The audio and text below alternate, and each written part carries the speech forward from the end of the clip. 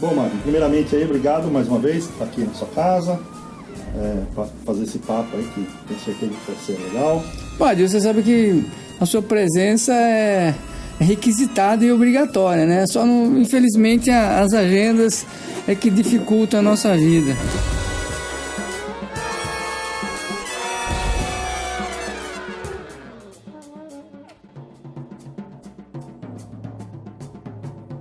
Para começar então, não tem como ser diferente, né? Como que a música entrou na sua vida? Conta um pouquinho pra gente aí, muita gente quer saber. Ah, é? Isso é muito fácil. Quando eu era garotão ainda, né, jovem não, criança, eu tinha um primo que tinha ganho um violão, depois ganhou uma guitarra, eu achava lindo aquele instrumento e tal. E um pouco antes disso, meu avô, pai do meu pai, ele me levava na Rádio Clube Jacareí, que tinha um programa de auditório de domingo. Cheguei a ver a Alvarenga e Ranchinho e muitos outros cantores, sabe, esses caras que tocavam viola pra caramba. Então era domingo de manhã, meu avô me levava lá. Eu ainda não tinha, sei lá, 7, 8 anos, coisa assim. E aí depois meu primo ganhou esse violão, depois ganhou uma guitarra, um instrumento lindo, eu ficava vendo ele tocar. Aí um belo dia meu pai apareceu, assim, virando a rua, eu estava jogando bolinha de gude com meus colegas lá na frente, na rua, que era tudo rua de terra, né? E aí eu olhei pro lado assim, meu pai vindo com um saco, sabe, daquele de cor parda, que estava na cara, que era um violão, né? E aí eu joguei todas as bolinhas assim no chão e os caras não queriam que eu parasse de jogar porque eu estava ganhando, sei lá o que. Saí correndo e fui lá e peguei o violão. Aí também meu pai tinha uns amigos seresteiros e lembro que o Sidney, ele me ensinou a afinar o violão, me ensinou uns acordes. E aí eu ficava vendo e assistia os caras tocarem lá as modas de viola e as serestas. Ficava vendo a posição deles, chegava em casa e ia fazendo. E ia ouvindo música e tentando repetir as coisas, né? Então foi mais ou menos assim.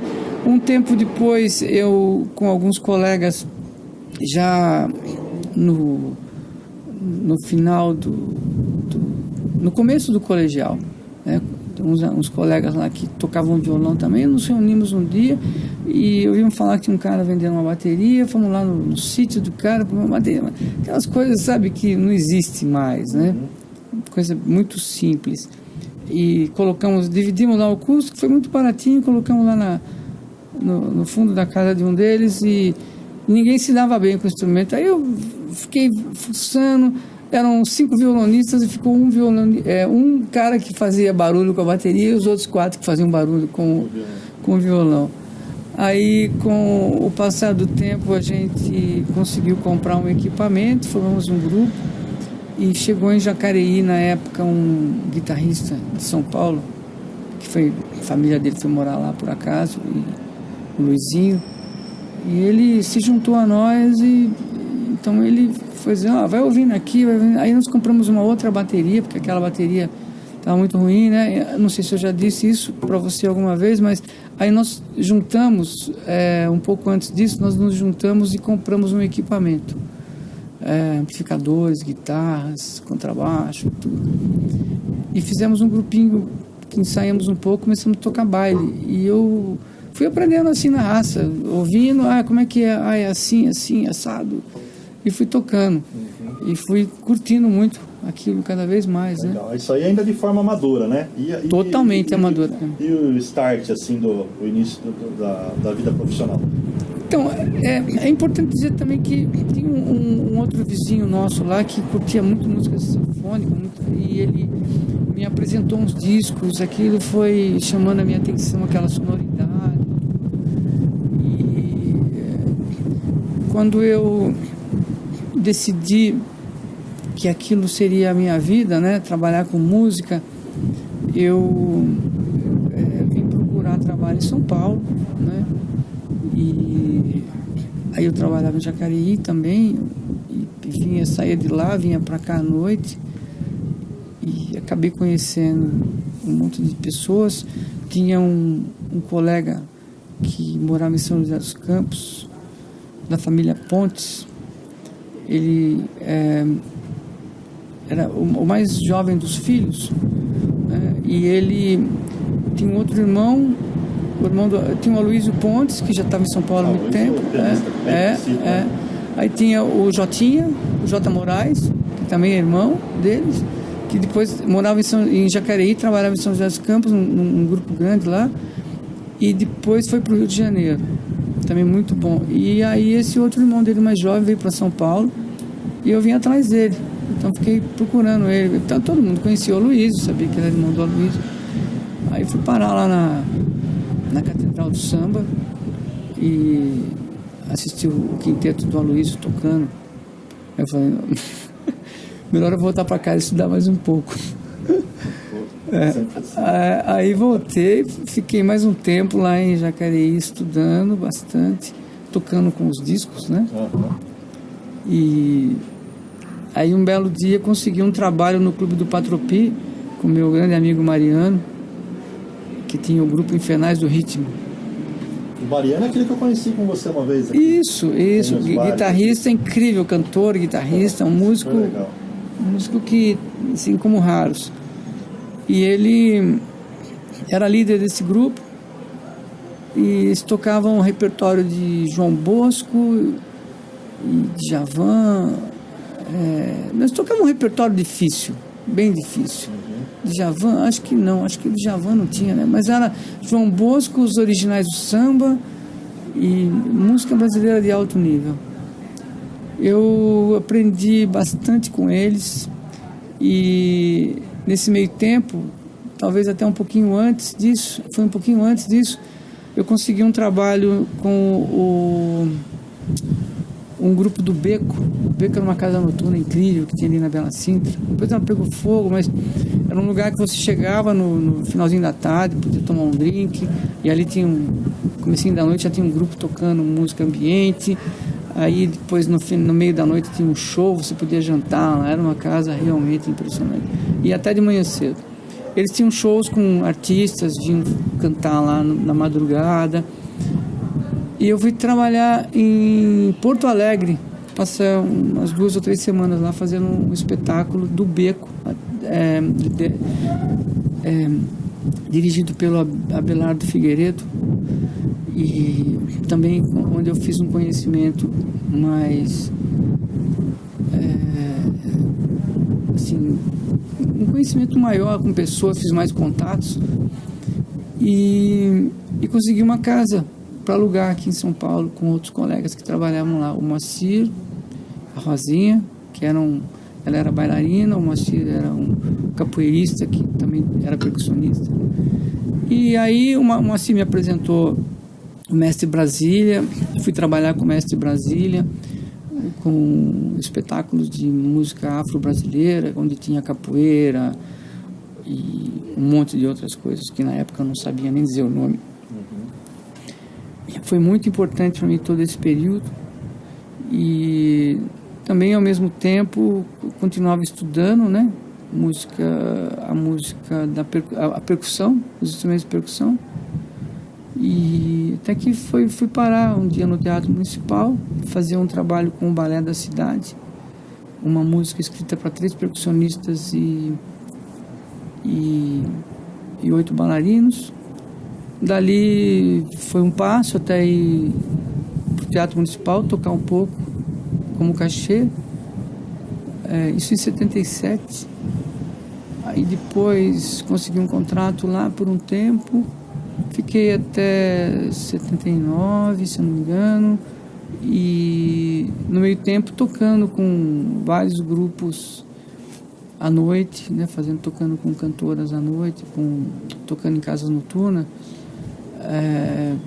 Tive essa chance de trabalhar com esses grandes músicos que fizeram a bossa nova, né? Porque a noite em São Paulo era uma coisa impressionante, né? Sabe, você respirava música de qualidade, né? Todos os bares, todos os restaurantes tinham música, um trio, vários trios ou cantores, solistas. Era uma coisa muito rica. Infelizmente tudo mudou para pior, mas eu trago isso um pouco na minha bagagem, sou muito agradecido. Falando em bagagem, conversando, 40 e tantos anos já de carreira, né? Você é um 60 já, embora aí tudo em 61. 61 e trabalha profissionalmente desde os 18, né? Você já havia me falado, isso, 18, mas isso, 18 eu já tava pagando algumas contas tocando bateria. Então, aí que vem a pergunta. Mas oficialmente são 41 anos esse ano. 41 anos. Poxa.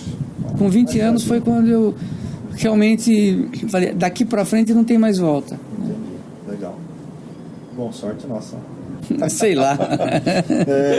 Então, aí com toda essa bagagem, todos esses anos aí de história, todo músico tem uma boa história para contar, né? Então eu tenho pedido pra galera aí, eu sei que às vezes é difícil, uma pergunta difícil, né? Lembrar de uma, mas sei lá, uma que vem à cabeça assim, história de bastidores, assim, que para dividir com a galera aí. As histórias que eu acho melhores eu não poderia falar em público. Mas uma aqui. Deve ter uma mais light aí. Vamos fazer o seguinte, se eu me lembrar até o final do nosso encontro de hoje, eu te falo. Tá no momento eu não estou me recordando de uma assim que pudesse ser. Bom, tem uma história que foi muito legal, pensando bem, eu trabalhava com a Doris Monteiro, né? A convite do meu grande amigo Lito Robledo, fui trabalhar com a Doris Monteiro lá nos anos 70, final dos anos 70, e um belo dia a Doris ligou pedindo pra gente ir pro Rio de Janeiro, porque o Bill Evans ia tocar lá. Uau. Isso foi uma coisa que o Lito falou, vambora. Aí nós pegamos um ônibus aqui, descemos lá, fomos até o teatro onde ele tocava, Cacilda Becker, talvez, agora me falha a memória, e aí nós assistimos o concerto dele na primeira fila. A Doris tinha comprado os ingressos pra gente, e ver o Bill Evans no teatro é uma coisa, né, não muito comum. E tava o La Barbera de bateria e o baixista, já vou me lembrar o nome dele, também ficou muito famoso ele. E aí depois do concerto nós fomos lá no camarim, porque a Doris tinha conhecimento, tinha amizade com a produção, o empresário, alguma coisa assim. E aí depois estava todo mundo indo embora, né, já tinha todo mundo indo embora, fomos lá no palco, fomos tocar junto. O trio da Doris com o trio do Bill Evans. Foi... Então, assim, nós tocamos, eu acho que o Lito tem umas fotos dessas ainda. Tocamos com o Bill Evans e o baixista dele, aí o Ricardo Albano tocou com o Mark Johnson, o baixista, agora lembrei o nome dele. E foi assim, foi muito legal. E o La Barbera me ofereceu as vassourinhas dele, umas vassourinhas Regal com cabo de madeira. Leva pra você. Não, eu sinto na maior inocência. Obrigado pela ajuda. Não, obrigado, eu tenho. Na época eu tinha uns 3, 4 pares daquela lá, que tinha um amigo que viajava bastante para Nova York, e ele trazia para mim as baquetas, né? Então tinha bastante baqueta, né? E essa é uma história que esse encontro com o Bill Evans foi marcante, porque eu falei assim, eu andava sempre com uma carteirinha de endereço, né, telefone, carteirinha de telefone, que antigamente a única coisa que existia era o telefone, e mesmo assim, né, nem todo mundo tinha telefone em casa. Mas aí peguei a carteirinha, peguei a última página, assim, pedi para ele me dar um autógrafo, né? Aí ele escreveu assim: Magno, come to New York and teach the samba. Que legal. Best always. Esse best always marcou minha vida, quer dizer, melhor sempre. Então essa é uma lição que a minha mãe me ensinou quando eu era criança, e o Bill Evans veio e bateu o martelo em cima, falou: todo dia você tem que estar... Eu procuro todo dia dormir melhor do que eu acordei, eu tenho que aprender alguma coisa. Talvez essa possa ser a nossa história de hoje. Legal, poxa vida. Depois eu te mostro quero ver. Legal. Você pode tirar uma foto. Legal, a gente põe na edição aí, mostra pra galera. Legal. Aí outro episódio também, assim, da sua carreira que acho que é importante, acho não, tenho certeza. Você podia falar um pouquinho também, sua ida, né, pra Dinamarca, viver um tempão lá. Sim, isso foi marcante também. Fala né? um pouquinho pra gente, acho que então, legal. Um pouco antes de ir pra Dinamarca, eu tava com essa... Assim, não fiquei na orquestra, né, e aí fui trabalhar, fui numa peça de teatro chamada Calabar, que ela foi proibida pelo regime militar, e aí em 1980 eles conseguiram uma liberação para apresentar aqui no Teatro São Pedro, em São Paulo, um grande elenco, Otton Bastos, Sérgio Manberti, Marta Overbeck, Renato Borg, e um grande número de grandes atores, diretores, Fernando Peixoto na direção e direção de cena e dança, iluminação, figurino. Foi um espetáculo assim, impressionante. Marcos Vinícius fez a direção musical, me deixou como assistente dele. Era muito jovem ainda, mas já tinha bastante responsabilidade. E cuidei da música durante o espetáculo durante quase um ano.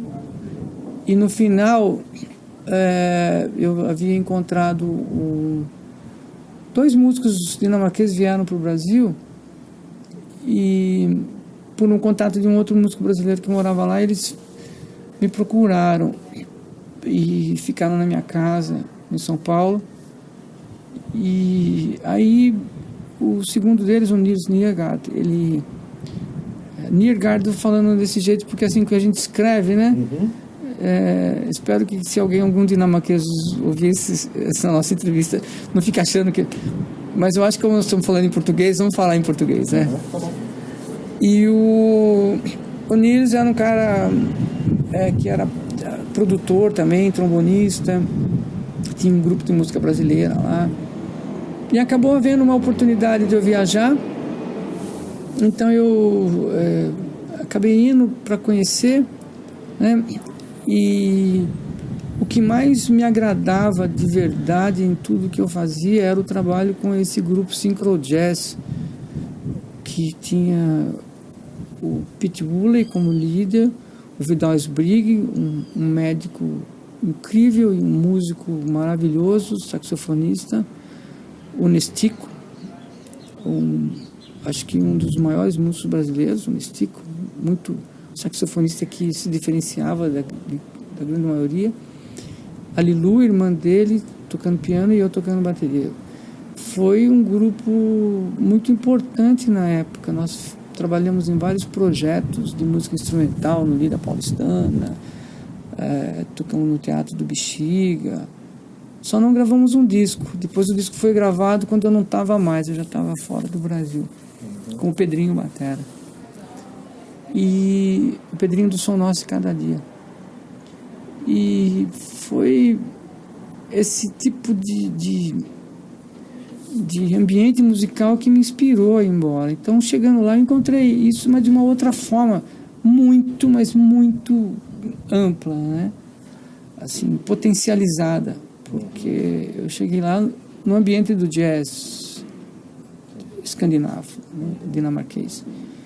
Foi uma loucura, assim, para mim foi uma revolução que aconteceu, e eu entendi que aquilo era o que eu buscava. Então, passado o período do meu visto, eu voltei com documentação para pedir um visto de trabalho e me casei e fui com a Beth para lá. Logo uns meses depois, e lá fiquei, lá construí grande parte da minha história, né? Então, tem uma história boa lá que você já me contou também, assim, off, que a gente se encontra há um pouquinho de tempo já. E acho que é legal você também falar um pouquinho, que é você conheceu pessoalmente o Art Blakey lá, né? Foi lá, né? Nossa, foi. Então, a Beth estava lá ainda, que ela ficou um mês lá comigo, logo que eu cheguei, acho que foi em fevereiro de 81. E Era uma quarta-feira, os concertos de jazz aconteciam geralmente quarta e quinta, né? E sexta, sábado e domingo eram os grupos dinamarqueses, assim, digo, os quartas e quintas eram os grupos que vinham, os internacionais, né? Sempre tinha muita coisa lá, nossa, todos os grandes músicos de jazz foram tocar lá, no Montmartre. E aí nessa quarta-feira nós fomos lá assistir o concerto acho que foi a primeira turnê inclusive do Wynton Marsalis. Ah, tá com ele, né? É, isso. Um grande grupo, Charles Frambrough, contrabaixo, James Williams, piano, Art Blake, o Wynton Marsalis, um tenorista, agora me fugiu o nome dele, e um outro tocando alto, Bob Watson. Nossa senhora, que som aquele. Nossa, você falou o Art Blake muito carismático também, né? Aí depois, assim, esse clube, ele, quando acabava, tudo lá acaba cedo, né? Porque o transporte acaba cedo. Então, 11h30, por exemplo, acabou tudo. Aí, os boêmios vão pra bodega ou pro bar ao lado, ficar lá mais um pouco, mais uma hora e meia, tomar mais uma cerveja, um café, seja lá o que for. E então a gente foi para lá, inclusive a Beth foi pedir um autógrafo pro Art Blake, ele já deu uma bicoquinha nela. Como eu tinha grande respeito por isso, era a única morena no meio daquelas loiras de olhos azuis, né? Ficou louco. Ele ficou louco, E ela, nossa, a Beth bonita, muito cabelos compridos, assim, linda, como era até hoje. E ela é uma grande fã do Art Blake também. Ela também. Nós temos quase que toda a discografia do Art Blake, eu acho que nós temos. E ela, então, ficou toda animada, roubaram, inclusive, esse nosso documento, né? Ela, ele escreveu assim, Beth, I love you, kiss me. Aí quando ela pegou, ele pegou e deu uma bicoquinha nela. Ele é desse tamanho, assim, né? E interessante, isso foi na quarta-feira. No sábado, eu fui tocar com um grupo dinamarquês nesse mesmo clube. E eu ainda podia sentir a energia que os caras deixaram desde a tal quarta-feira. Olha, Dilson, sabe, tem gente que pode não acreditar nisso, tem gente que pode achar que isso é bobagem, mas essa energia é uma coisa que são poucos que têm, viu? A música é realmente mais importante do que tudo que a gente pode imaginar.